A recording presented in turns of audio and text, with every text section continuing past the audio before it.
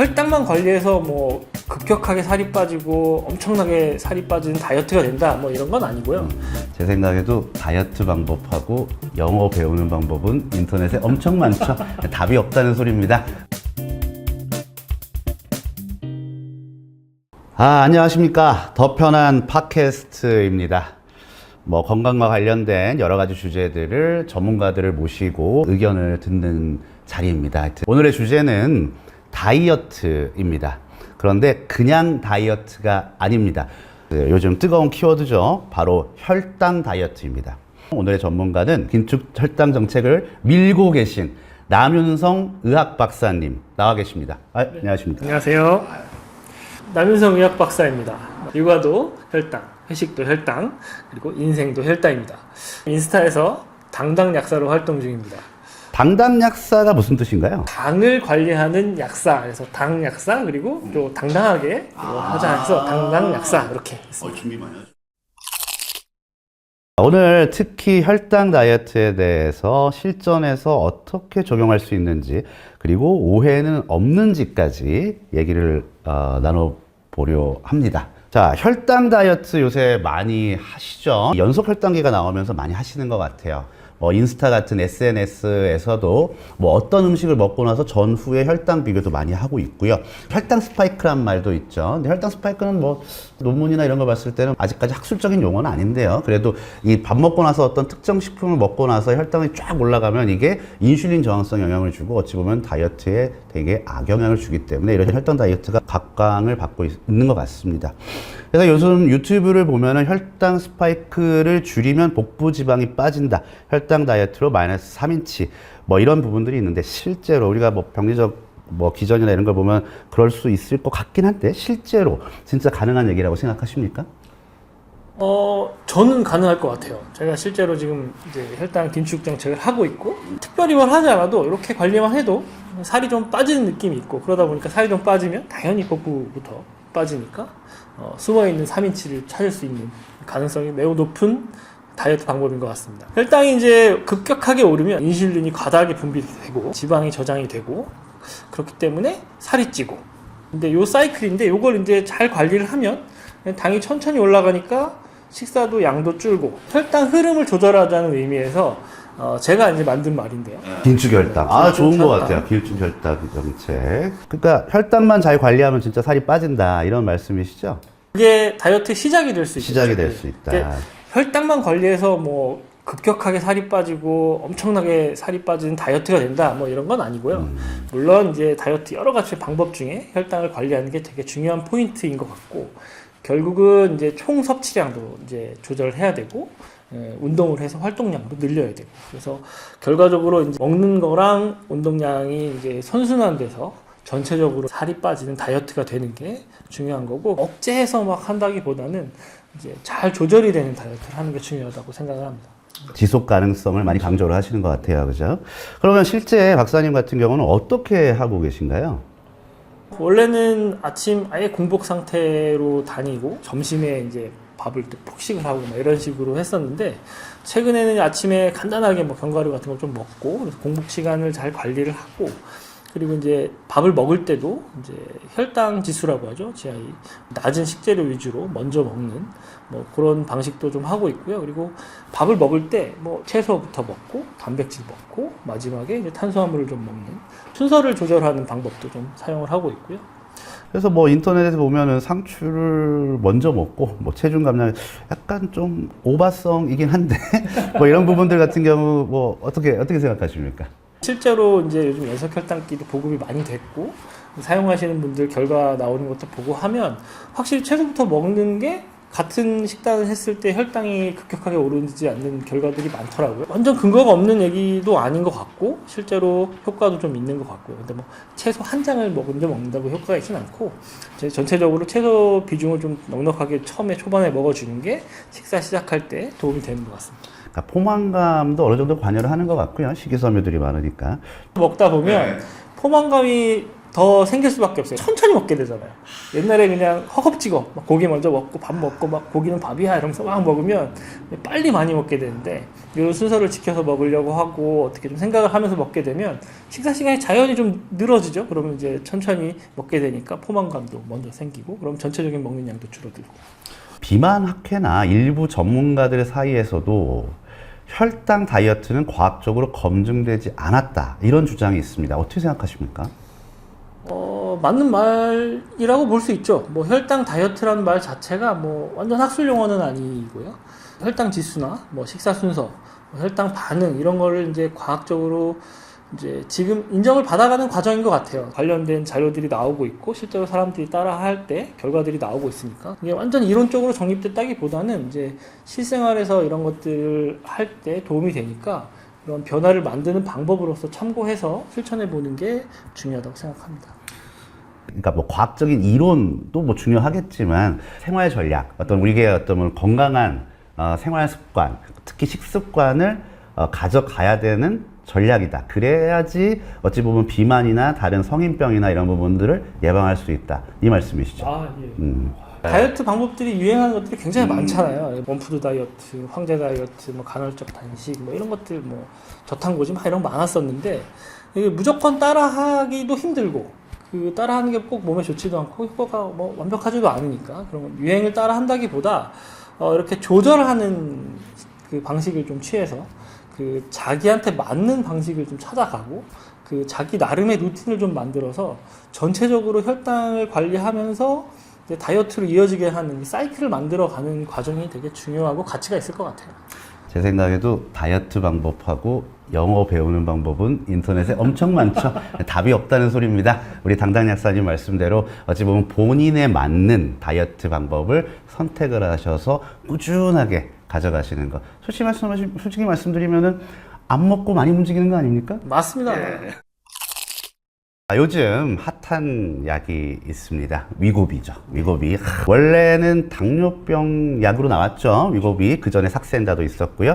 근데 최근에는 세중감량 다이어트 약으로 각광을 받고 있잖아요. 이것도 혈당 다이어트와 연관이 있다고 보시나요? 혈당을 뭐 직접 낮춘다기보다는 혈당 상승을 완만하게 해주고 위 자체 배출을 좀 늦게 해주는 작용을 하기 때문에 실제로 포만감을 많이 느끼고 이제 그걸 부작용으로 느끼는 분들도 많긴 한데 그래서 결과적으로 이제 포만감이 세게 오니까 식욕이 줄고 그러면 전체적인 섭취량이 줄고 혈당 스파이크도 당연히 완화되고 그래서 혈당 다이어트랑 뭐 많이 다 있다고 보죠.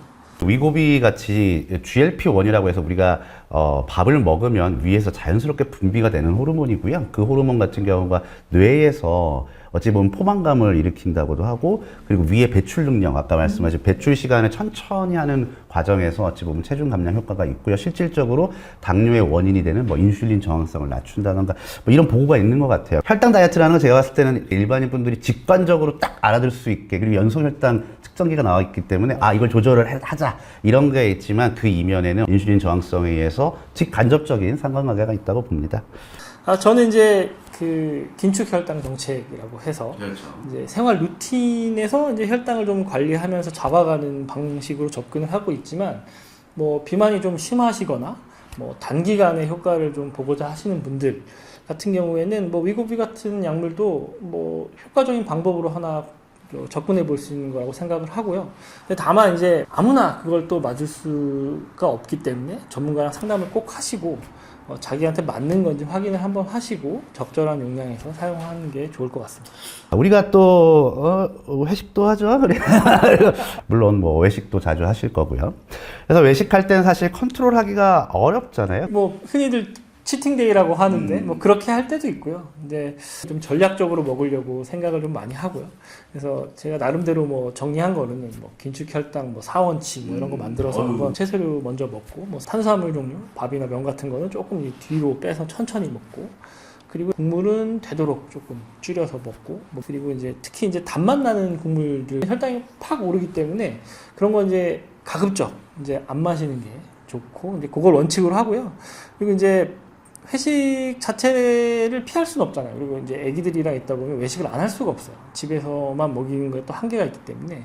그래서 이제 메뉴 정할 때도 조금 그 혈당이 덜 오르고 이제 살이 좀 덜 찌는 메뉴들을 좀 택하려고 하죠. 달달한 족발보다는 보쌈 쪽, 제육볶음보다는 이제 그냥 생고기 구워 부위 쪽으로 선택을 해서 이제 회식도 하고 뭐 외식도 하고 이러면서 먹는 건 먹되 전략적으로 먹는 방식을 택하고 있습니다. 오늘 족발에 소주 한잔 하시나요?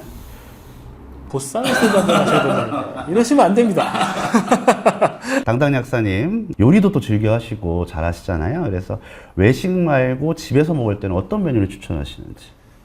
저 같은 경우에는 이제 집에서 요리를 좀 많이 하는 편인데 지난달 같은 경우에 양배추를 많이 먹었어요.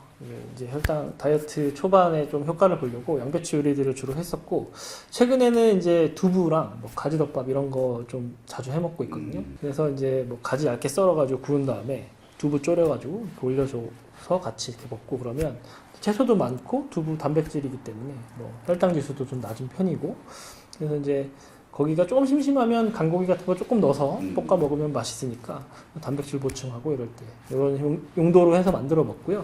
제가 나중에 한번 해드릴게요.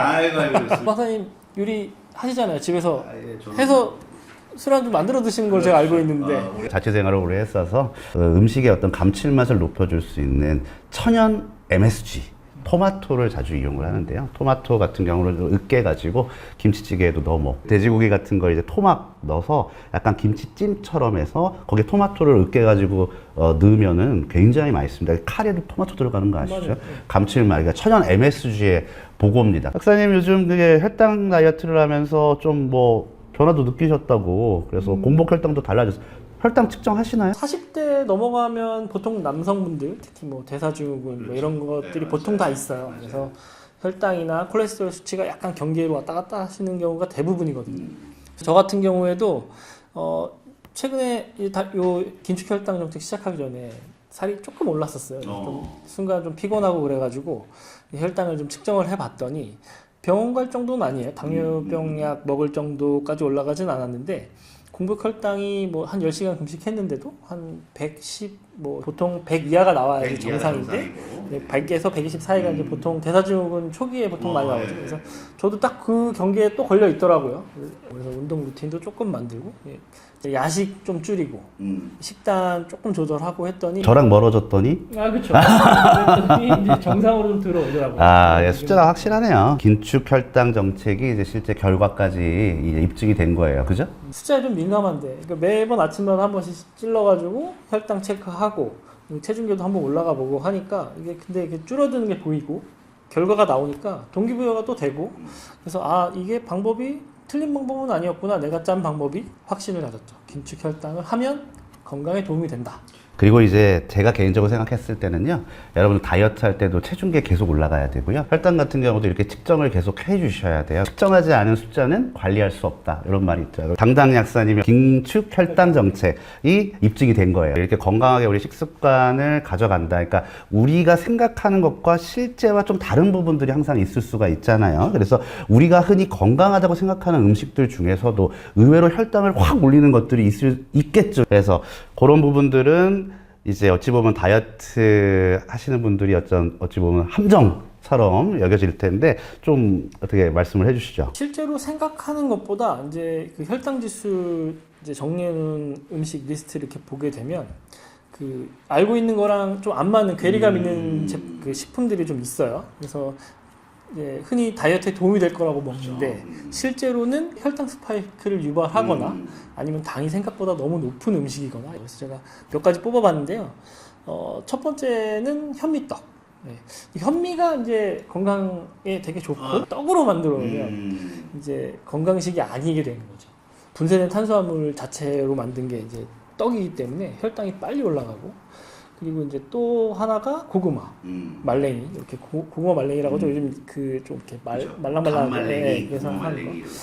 이제 제품으로도 많이 나와서 이제 고구마가 식이섬유가 많다고 생각을 해가지고 혈당이 안 올라갈 거라고 생각하시는 분들이 많더라고요. 근데 이제 고구마 같은 경우에 특히 이렇게 말랑이처럼 그렇게 말랭이로 만들어 놓으면 수분이 빠지고 당이 밀도 있게 남기 때문에 혈당이 확 올라갑니다. 빠르게. 그냥 고구마를 먹는 것보다.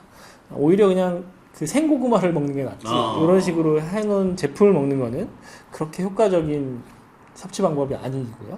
그리고 이제 무가당 그래놀라 같은 건데요. 무가당인데다가 그래놀라라고 하니까 되게 곡물 느낌 나면서 혈당이 안 올라갈 거라고 생각을 하는데 이렇게 실제로는 GI 수치가 굉장히 올라간 수 있다. 식품이죠. 생각하는 것보다. 생각하는 예. 것보다. 실제로는 되게 무가당이고 하면 당이 안 올라갈 거라고 생각하지만 생각하는 거랑 다르다. 네 번째는 아가베 시럽. 이게 천연 감미료인데 과당 함량이 생각보다 굉장히 높아요. 천연 감미료라고 생각해서 몸에 좋을 거라고 생각하지만 실제로는 천연임에도 불구하고 과당이 많다는 거죠. 뭐 과당은 천연이나 합성이나 똑같은 거 아닙니까? 예. 좀 의외의 식품들이 이렇게 혈당을 좀 높이는데 감자 같은 경우도 약간 그렇죠. GI 지수가 높잖아요. 근데 솔직히 이런 부분들을 오히려 운동하기 전에 먹는 거는 오히려 도움이 되겠죠, 그죠? 그렇죠. 운동을 할 때 에너지를 바로 소비해야 되기 때문에 에너지원이 될 수 있는 탄수화물 같은 걸 운동 직전에 먹는 거는 운동을 강력하게 할 때 특히 도움이 되죠. 실제로 너무 에너지가 보충이 안 된 상태에서 강한 운동을 하게 되면 근육 손상도 되고 오히려 더 힘들기 때문에 에너지 고갈도 심해질 그렇죠. 거고요. 그래서 제가 봤을 때는 정확한 정보를 아시고 그러니까 이런 식품들 같은 경우도 적재적소에 잘 이용을 한다면은 우리 몸을 건강하게 유지하는 데 도움이 되겠다. 음식 자체가 나쁜 건 아니지만 이 음식이 나한테 어떻게 작용을 할지 어떻게 저장이 되고 어떻게 소비가 될지를 좀 따져보고 현명하게 섭취하는 게 혈당 다이어트의 중요한 맥락인 것 같아요.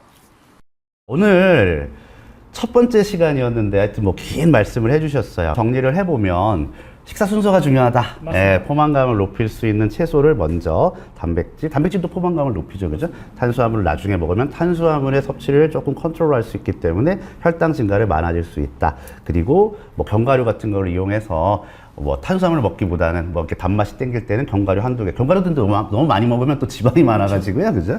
네, 적정하게 먹는 게 중요한 것 같고 우리 몸에 적합한 상태에 따라서 음식을 찾는다. 이런 부분들 이런 식으로 정리를 하면 될까요? 예, 맞습니다. 정리 너무 잘해 주시니까 마지막으로 혈당 이제 조절한다는 거는 이제 내 몸의 예산을 잘 관리하는 느낌으로 하셔야 되고 그래서 긴축 혈당 뭐 어렵지 않아요. 그게 그렇게 어렵지 않고 여러분 다 해보실 수 있는 그런 생활 속 루틴으로 만들 수 있기 때문에 한번 잘 고민해 보시고 잘 알아보시고 이런 방법들 따라해 보시면 좋을 것 같고요. 제가 하는 방법들 당연히 제 인스타나 이런 데 정리해서 다 올라가니까 한번 보시면 좋을 것 같아요. 이렇게 간접적으로 광고하시는 아이, 거예요? 그럼요. 아유, 예, 좋습니다. 당당하게 당당하게 맞습니다. 자, 오늘은 어찌 보면 혈당 다이어트의 A부터 Z까지 쭉 알아봤고요. 오늘 더 편한 팟캐스트였습니다. 감사합니다. 감사합니다.